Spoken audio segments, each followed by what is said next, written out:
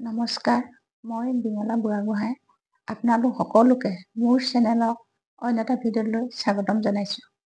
আশা কৰোঁ আপোনালোক সকলোৱে ভালে আছে। আজি মই মোৰ অন্য এটা ভিডিঅ' আপোনালোকৰ ওচৰলৈ লৈ আহিছোঁ।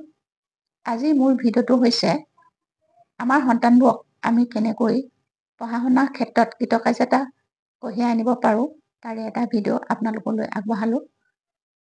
ভিডিঅ'টো হৈছে 2025 চনৰ 1 তাৰিখে অৰ্থাৎ বছৰটোৰ আৰম্ভণিতেই ঘৰৰ প্ৰধান মহিলাগৰাকীয়ে ৰাতিপুৱা সোনকালে শুই উঠি আপোনালোকে ঘৰ দুৱাৰ চাফ চিকুণ কৰি ধূপ বন্তি জ্বলাই ল'ব। তাৰপিছত আপোনালোকে এটা টেমাত অকণমান শুকান হালধি লৈ গংগাজল আছে যদি দিব, নহ'লে বিশুদ্ধ পানী অকণমান দি এই আঙুলিটোৱে আপোনালোকে আপোনালোকৰ দৰ্জা প্ৰধান দুৱাৰৰ ওপৰত এটা স্বস্তি চিন আঁকিব।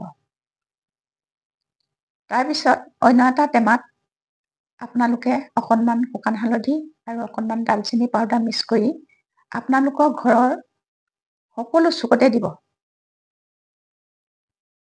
মোৰ দ্বিতীয় উপায়টো হৈছে আপোনালোকৰ সন্তানৰ গা ধোৱা পানীত সদায় অকণমান হালধি দি গা ধুবলৈ দিব আৰু স্কুললৈ যাওঁতে সদায় এটা হালধি ফুট দি পঠাব।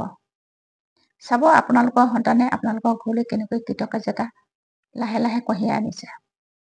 মোৰ এই সৰু ভিডিঅ'টো আপোনালোকলৈ আগবঢ়ালোঁ। মোৰ এই উপায়বোৰ চাই আপোনালোকে কেনেকুৱা পালে মোক জনাবলৈ নাপাহৰিব। যদি ভাল লাগিলে লাইক, কমেণ্ট আৰু শ্বেয়াৰ কৰিব। অন্য এটা ভিডিঅ'ত পুনৰ লগ পাম। আজিলৈ আহোঁ। নমস্কাৰ।